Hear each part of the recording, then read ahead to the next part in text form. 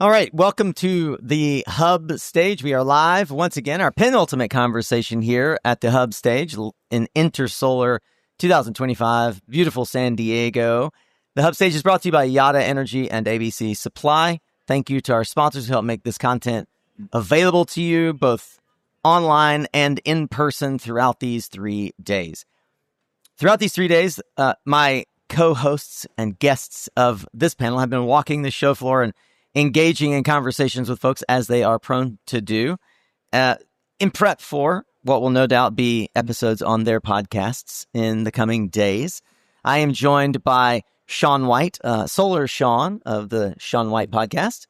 Thank you very much, Nico. It's been a great show, great conference, great being on your stage with you. Thanks a lot for having me. Awesome to see you. Chris Crowell from Solar Builder. Yeah, I guess I don't consider myself a podcaster because I'm in print media still, but yeah, I that's part of it. And yeah, happy to be here. Thanks for the invite. For sure. Yeah, you were among the first to go video and start publishing stuff on YouTube for the industry during the pandemic. I'd say you've definitely solidified yourself in the podcaster realm, man. Yeah, as we were just saying, I don't want people to go back and see those early videos, but they're out there and it helped. Thank you, YouTube algorithm. Yeah. And last but certainly not least, Joe Ordia, the host and founder of Solar Surge. Hey, Nico, great to be here. Thanks for having us. Always good to see you, my friend. The conversations are usually quite interesting and varied as we get our podcasters together at these shows. And it's an opportunity for us to take our various perspectives on what we see happening in the industry. What's the barometer, the sense that we get, the pulse of the industry on the show floor, and where do we see sitting in the end of February, kind of most of the way through Q1 of 2025, where do we sort of see the industry going? What's in our crystal ball? Each of you have a different vantage point. Print media, mostly focused on training and education across the board, though. So I thought that we would not lean on me as the host, but sort of popcorn around on what we're seeing. And let's start with, if there are any, in no particular order, somebody can say I'll go first, but is there anything that stands out to you from a technology perspective on the show floor that really captured your attention, caught your eye, and you feel deserves some time on air and also is a sign of kind of where the industry innovation is leading? Well, I guess I'll start, but maybe start by also asking Joe a question. Because something that stood out to me was Yada Energy's Yada block. Yada, is going for that module level storage, the only, company really trying to own that space. And over time, their product has morphed into a ballast block, or can replace a ballast block on the rooftop. And they leaned into that hard by specifically designing it to look like a ballast block. Yeah. And, to me, it's like, wow, this 1 kilowatt hour block to sit on the rooftop, not have to put this battery inside. To me, it's very cool. And I'm just curious, though, with your a little bit more energy storage expertise, what are you thinking about what they're doing with, this totally different approach? Yeah, no, I appreciate the question. And I can remember seeing their sort of ballast style module level storage going back all the way to 2018, yeah. RE Plus. I believe they had debuted it there. But for me, I don't really run into it a lot with the projects that I'm personally involved in, because so much of what we do at Solar Surge is explaining battery storage and making battery storage accessible to homeowners, right? Yeah. And so typically that means you're using centralized home batteries, and you're using them for backup purposes, not just for grid stabilization purposes. So I think it's neat. I think it's an interesting concept. And I think now, especially here in California, as batteries begin to be used more for self-consumption purposes, not specifically for backup, or for grid stabilization as part of maybe virtual power plant programs, that I think you're probably going to see more interest and more demand in products like that. Very cool. Now, well, I'll pick up where Joe leaves off. I had a chance to interview Andrew Tanner, the Chief Technology Officer, as well had their CEO on for an interview, and caveat, sort of fair disclosure that I'm an investor in Yada, which is why I'm glad you didn't throw the question to me first. But Yada has evolved from their Solar Leaf to this Yada block, addressing a lot of the concerns that the commercial market have about energy storage, which is, where do we actually put this product is in a world where we as we need to expand in distributed generation, which I believe is going to be the fastest growth market for us in 2025, 2026 is the C&I market. You've got 83% of the commercial market under 50,000 square feet. And in a world where you have less than 50,000 square feet, the question is, where can I actually give up space to put a big battery bank? And the logical answer is nowhere. And so let's put it up on the rooftop right where the solar panels are going. The most often question that Yada gets, and I ask again as well, how does that make sense? It's the hottest place in the building. You're going to put it not just on the roof, but you're going to put it underneath these solar panels, which are the hottest place on the roof. Yeah. And your IP is entirely air cooled. It's not liquid cooled. So that it is a completely passive cooling system. And the IP has evolved in the Yada block very specifically around leveraging some novel approaches to dissipating heat pretty quickly that actually make this a compelling offer for installers who, in a world where they're used to modular power electronics being the building block, the Lego of their system, so that their installers can get in and out quickly. The standard designs are easy to scale. Where are we going to see the manpower moving into a fast expanding DG sector? It's going to come from the resi sector. The resi sector that has been hurting for the last year and a half, 2 years. And in that world, they're going to look at it and go, oh, okay, so I could either use Enphase, which is going to be a common choice. I could use SolarEdge, common choice. Or I actually like my relationship with CPS or Solis or some other string inverter. How do I put batteries on it? I'm going to take the same MLP architecture that I know and understand. I'm going to apply it to batteries. I'm going to drop it under the module, and my team's going to be up and down off the roof quickly, and I don't have to worry about having a specialist down there like tinkering with the batteries. It's literally plug and play. It's one of the most fascinating products that I have seen on the show floor, and I am incredibly biased. Yeah, I talked to Yada also, and so as we're yada-yading about Yada, I thought I would just kind of tell you what a Yada is. Do you guys know what a Yada is? It is 10 to the 24th joules. Oh, wow. So a joule is a watt second. There's 3.6 million joules in a kilowatt hour. So 10 to the 24, the way that I remember that is a mole, if you took your chemistry class, is 6.02 times 10 to the 24. So it's on the order of a magnitude of a mole of joules. And that's how much solar energy hits the Earth in 1 year. And that's why you are SolarSean. That is the nerdiest answer I've gotten in 3 days of being on the stage. Thank you, Sean. That is wonderful. I think it's important to know. And the cool thing that I thought that they did too is they made their battery now. It's like the size of a ballast block. Yeah. So it was a lot bigger. Yes. And now it's a lot smaller. And it's just kind of cool that they're, it's like, oh, we got these heavy batteries. What do we do with them? It's all this extra weight. That sucks. And it's just like, and then they're carrying bricks up onto the roof to like weigh something down. So you just do it all at the same time. Yeah. So pretty cool. What other technology stands out? Because I mean, there's folks, there are tons of folks out here that are trying to bring new products to market. Is there anything that stands out to you that like really captured your eyes? You walked around? Yeah. We'll stay on commercial rooftops. Okay. The Bila Solar is the newest entry in trying to do a really lightweight solar module. And instead of being thin film, they've done it in such a way where it's monoperc cells, but encased in a polymer that is only a 0.6 pounds per square foot. Yes. And it has an adhesive to be mounted, which we've seen that tried it in the past. I'm like, well, how is this going to be different? Because the way I've seen some of those attempts kind of come and go, but there's a gap. It's installed on top of kind of like these like tubes that it glues down onto. Yep. So there's no mounting, and you can see this used in maybe even just a supplemental way. You can help fill these rooftops we're talking about that, there's nuances to them, and not all these roofs can hold a ballast block, a Yada block, just a regular solar module. The average tilt-up building, I know, but I can go deep into this topic. The average tilt-up building in the U.S., Walmart's, Targets, etc., 3 pounds per square foot rooftop point load. There you go. And so the ballast block is 2.5 of that. Yeah.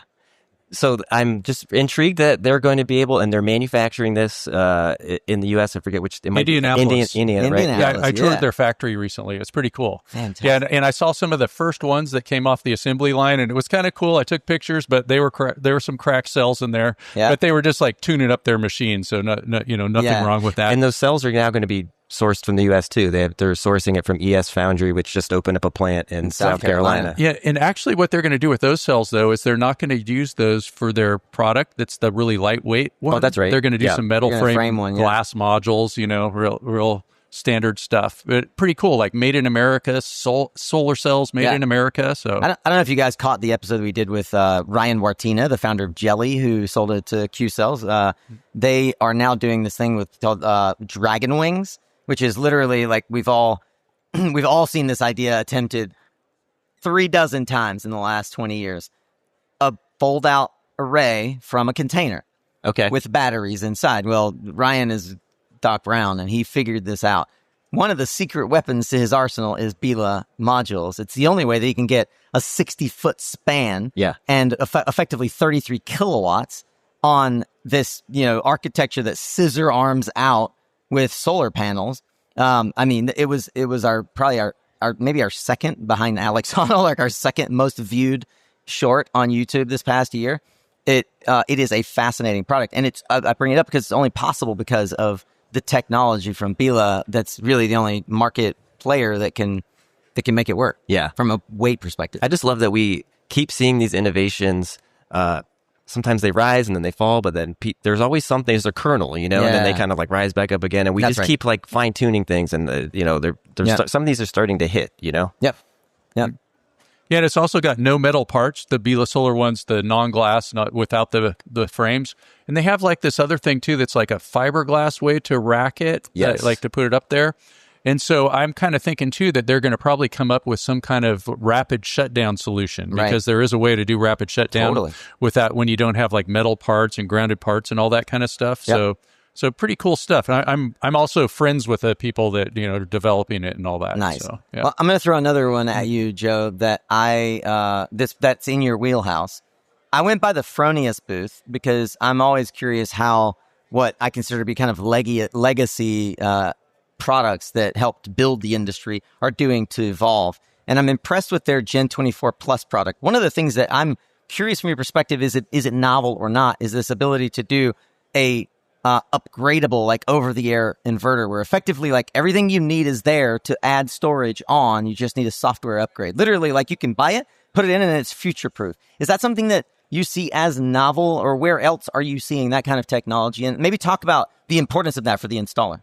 Yeah, well, that's a great question, Nico. I mean, I think the idea of having a battery-ready inverter is not necessarily a novel thing. Right. I mean, I can remember going back to 2017, 2018. Yep. You had some of the large residential inverter manufacturers marketing their inverter as battery compatible or battery ready. So that in and of itself, but I think what it is really more of a recognition that like everything is going towards batteries now. That's right. If you're in California, like right now, if you're installing solar, you're installing batteries with your solar now. Right. And because California sort of is known as sort of the trendsetter as far as solar policy, net metering policy, the rest of the country is basically saying, well, they're all going batteries now. Europe, they're all gone batteries now. That's right. So it's coming to the rest of the country soon. On the installer perspective, though, frankly, back when I was in the installation business, and when I talk to installers now, they tell me off the record, Joe, if I don't have to install batteries now, I really don't want to. Yeah. That's right. Because it's a more costly install, more things can go wrong.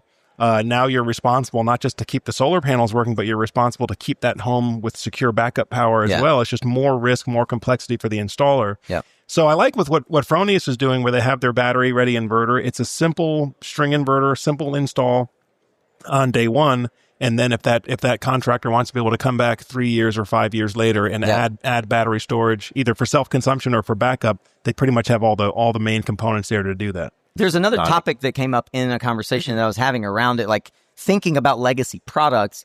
This year, meaning the past year, we saw one of the industry-leading legacy products sort of wither off the vine, SunPower. Which makes me think about all the homeowners who bought SunPower product and are now effectively stranded without a manufacturer. And I started thinking about what's happening in the utility scale industry, and it's not like manufacturers going out of business or going away, but there is a push to, and it's led in Europe by and large, repowering. And it hadn't occurred to me yet that this whole concept about repowering might come to the residential sector. What are you hearing in the market about repowering? Maybe Sean or Joe, who spend a lot more time there, and what might that look like as an opportunity for installers? So say it again. What do you mean by repowering? Well, repowering in the utility scale sector is literally going in and saying, well, you bought Mitsubishi 190s. Oh. We're going to upgrade your system to Seg Solar 450s. That's repowering the system. Or maybe you had an old SunPower inverter and it's gone down, or you had a Xantrex inverter and it's gone down. Okay. We're going to repower that system with, you can't do MLPE with a new Fronius Gen 24 Plus. Like that aspect of repowering. Yeah, and I just saw somebody was like, they had almost a megawatt of some power guard, the old SunPower. Yeah. And what do you do with that? It's like it had to be positively grounded, and you need special inverters and all that kind of stuff. And it's kind of a shame that there's not really a perfect solution for that. Barry Cinnamon's giving them away right now. Yeah. Uh-huh. And one of the things that too is that I'm like working on putting together a solar training center right now. Right. And so I can take donations, stuff like that. Oh yeah, there you go. And I do actually have a bunch of inverters and a bunch of PV that people have given me. And the other thing too that I think is, it's like, if you have something that works and it's making kilowatt hours, does it make sense to pull it off just to get 5% more efficiency, something like that, or 15% more efficiency, all that kind of stuff? I think if it works, leave it there, make it work, keep on making it work as long as you can. And if you wanted to put some more solar up on your roof, put it on the other direction, something like that. Right. There, another thing though that they're having a problem with too is if you like take off a different size module and you put a new one on there, are you going to have to redo the whole racking system? And I think that we need to be creative and make a way that we can keep the stuff there. It's like, I always think, just personally, if something works, don't mess with it. Yeah. Yeah. Like if something's working or it's in place and all that, I mean, it's like some people want to just tear it out so they can get paid for making a whole new system and things like that. But I just think that we should recycle, reuse, all that kind of. Yeah. Well, and then aren't there implications for new codes or new, if you're under new metering, you don't want to mess with the system too much because maybe you already had a great deal to begin with, and it just could change. You won't be grandfathered in. Yeah, it's complicated. But more importantly, what happens to your permit approval? Because you're approved for a specific size interconnect, which homeowners and installers at the resident level don't talk about this the way we do in the utility scale side. But when you get a permit approved, you're getting approved for a specific size interconnect to the utility. The utility is counting on only that amount of power ever coming off of your site. So you have to now go redo that. And in a world where we don't have solar app adopted everywhere, it just gets more complicated. Yeah, like on my house where I live, if I put 50% more PV on right there, I would have to get a new interconnection agreement, and I would be losing money the next year. Absolutely. Because I'm grandfathered in. So, well, Nico, I think you touched on a good point there, though, and SunPower may be one of the largest examples, but we've had a number of solar business failures over the past year and a half, which means there are literally hundreds of thousands of orphaned or abandoned systems, which is creating a business opportunity for a new category, what I would call the solar service company. For the residential sector, that's a relatively new thing. I know on the commercial side, it's pretty common to have a maintenance company or an O&M company. But on the residential side, it's a relatively new thing to have a solar service business, a company that's going to come in and essentially service or keep alive a solar installation that was abandoned by the original installation contractor. But Joe, these things have no moving parts. We've all been promised that nothing will ever break. Oh, no, it sounds great. At the time of sale, it sounds great. They just signed right here. Everything is going to be perfect for 25 years. Don't worry, we have you covered. That's right. The reality is you've had several of these installation companies that have gone out of business, and those 25-year guarantees are they're worth the paper they're written on. But there's still a homeowner there that has panels on their roof or batteries in their garage, and they want somebody to come and make it work. In fact, I had Nick Sherman on the podcast a few months ago. Nick's the CEO of Energy Aid here in California, and his whole business model is servicing abandoned solar systems, right? And what he would tell me is that, the business model for a solar contractor in the future is going to look a lot like what an HVAC service contractor looks today, where you're optimizing for travel, you're optimizing for billable hours on site, but you're paying an hourly rate for that service. Yep. And so is there an opportunity then, to take over, if you're an Energy Aid, to find these abandoned customers, that have an older system, maybe upgrade, swap out the inverter, and then so you're servicing the system, but then you're also there for if they're ready to add storage, you've now maybe installed a hybrid string inverter or something, right? And then now this is like a quasi new business model, right? So I was just at the Solar Games and I say, hey, buddy with the Houston shirt on, did you guys win? Woo. Nice All right. job. Nice. Congrats. Nice job. Right. We're actually going to have the Houston team on in about 25 minutes. Okay, cool. Yeah, I saw that they finished a lot sooner than the other team. That's So why he's hanging out over here. yeah. Okay. Good shout out to the Solar Games. We're here live at InterSolar 2025. So yeah, we have the new Rich that just won the $10,000 award sitting in the audience. Well, I wonder, the 2025 is it's going to be a crucible for many. And Chris was asking me before we came on, should we be sincere and honest about what we're seeing, or should we be the cheerleaders for the industry? And I try not to, as much as I am often on stage trying to cheer folks up. I don't really want to be a cheerleader. What we need is to move into a period of recovery. And I'd love to hear you guys' sense of like a barometer on how people are feeling based on the conversations you've had on the show floor. What are the concerns? Where do we see the industry heading in terms of what pain points need to be addressed? And, generally, what's the conversation like with folks as you census the industry? I mean, there's a lot. It even goes, beyond what's happening with the industry. There's just things aren't necessarily just great in general. I would say so what's happening with in the economy, with the government. There's just a lot of instability, and if you're in solar long enough, you know that people just need to know what the playing field is, and then you can adapt and kind of build your strategy forward. Right. And there are so many things that, even with domestic content, there are companies that, they agreed and they put their factory in place and they were playing to the safe harbor table cost percentages and got things dialed in. And then suddenly the year starts and there's new cost percentages. And now what they had planned to meet the percent, the 40%, 45%, went away. And now it's like, well, now what are we going to do? So there's that perspective on things that stood out to me. And then just companies in general, just being unsure of what the future of the ITC is. I mean, there's just a lot. We'll know this at some point, and however it changes, people will adapt. This is solar. Things will get figured out. But just right now, we're just in that weird, we'll have to just wait to see what happens. Yeah. That's what I've been hearing, Yeah, everybody knows that there's a lot of fear and loathing out there. But I just happen to be a chronic optimist, and I always try to, look at the bright side of things. And so just, we survived the first Trump administration. In fact, the solar industry grew a lot during that time. Thrived. And it's going to happen again. Yeah. And it's the cheapest form of electricity. It's the best. And they want to do all that AI and all that kind of stuff. And then there's actually a lot of people in this industry that are hiding their red hats in their backpacks. And I've talked to a few of them. Yeah. And I'm not one of them, so just so people, but like some of the things that they've been saying is that, they talk about government efficiency and all that stuff. And so what about that? Why are we paying triple for a PV system of somebody in Australia?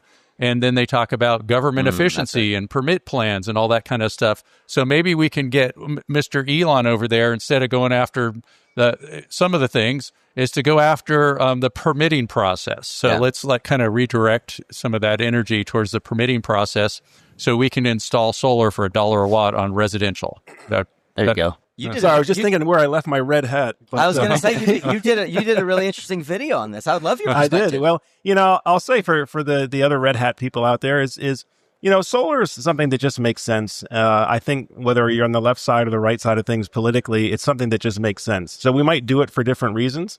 For guys like me, we believe in it for things like energy independence, energy security, national security. Others might get into it because of environmental reasons or things of that sort. But the reality is, this is a technology that allows people to become energy independent, that allows people to be financially independent, or financially in a stronger position when it comes to their energy situation of their home. So I think solar is here to stay. I don't think it goes out of style. Yeah.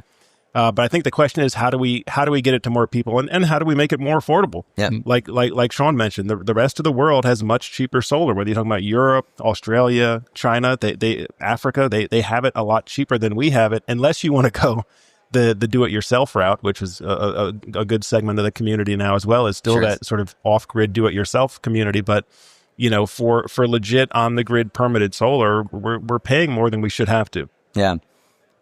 There's Sean started out by saying that there was a lot of fear and loathing, and that's true.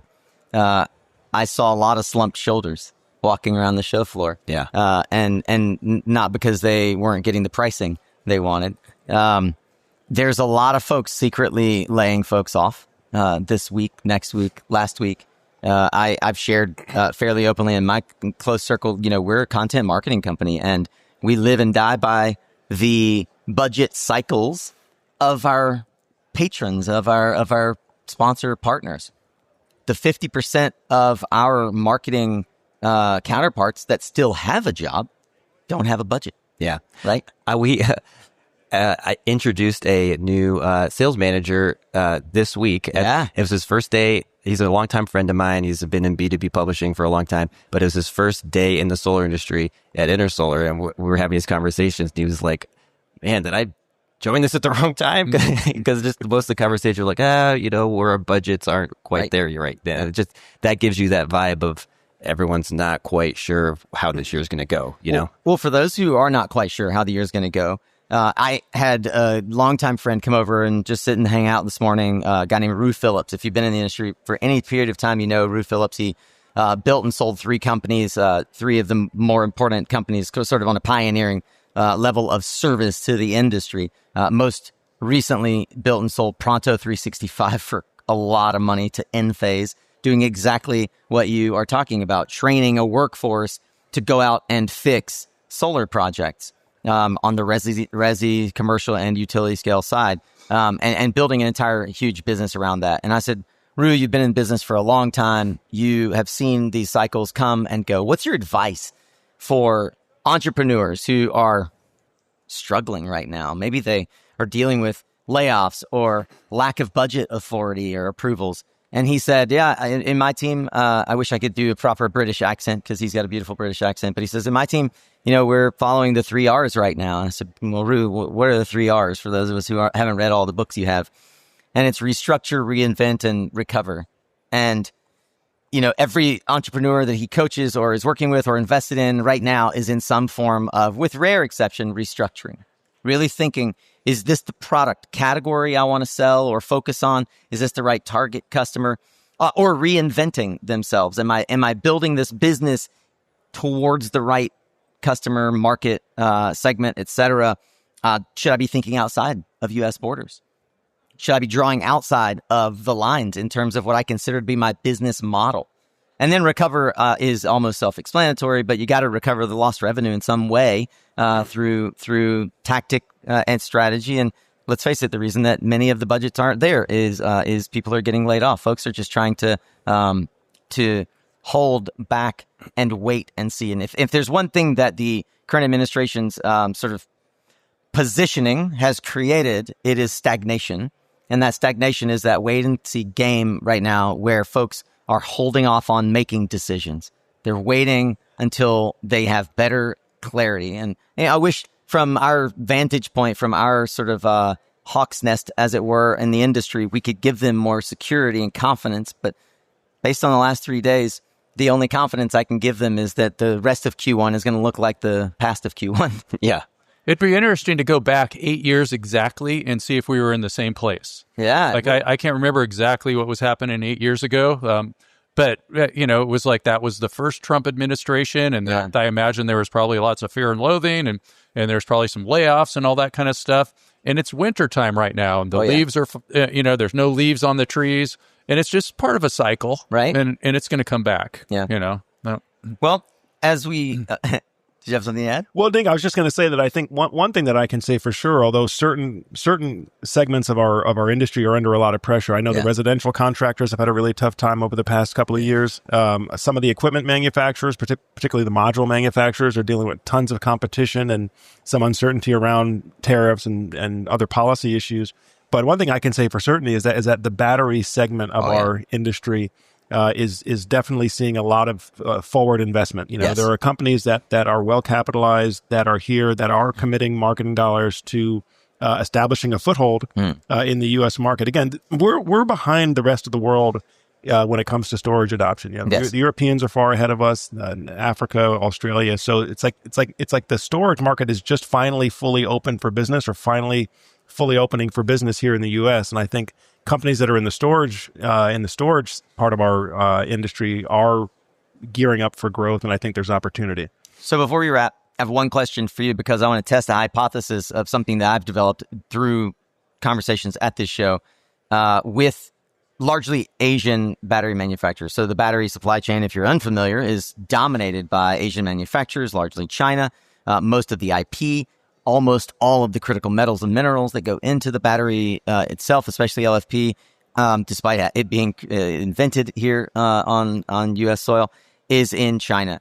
And so therefore, most utility scale and almost all of the resi sector rely on batteries brought in from China. Many of the utility scale manufacturers of batteries have committed to a domestic supply chain plan, largely driven by 45X.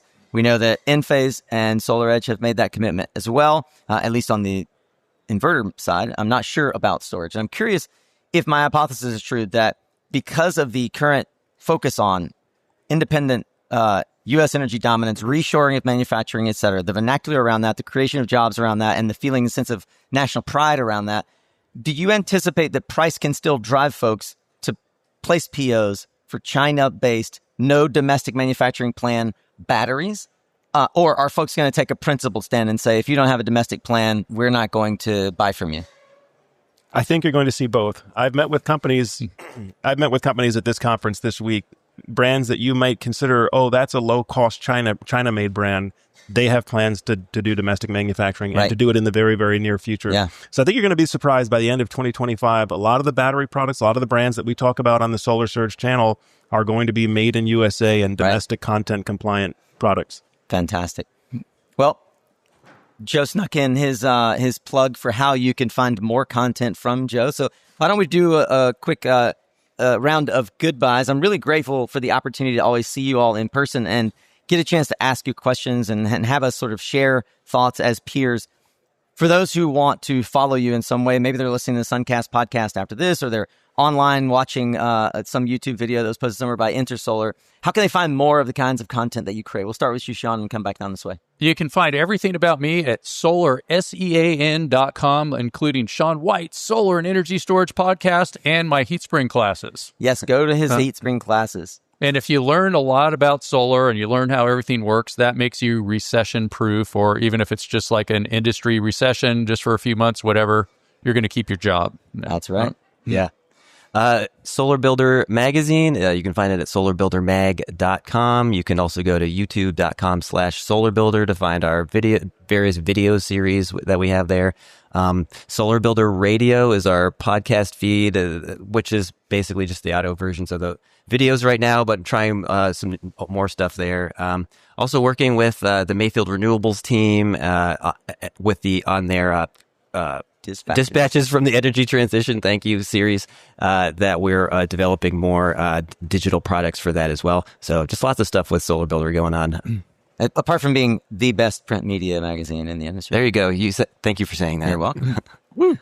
And of course, I'm Joe from the Solar Surge YouTube channel. So YouTube's probably the best way to find us, Solar Surge. You can find us on LinkedIn and Instagram as well as our website, solarsurge.net.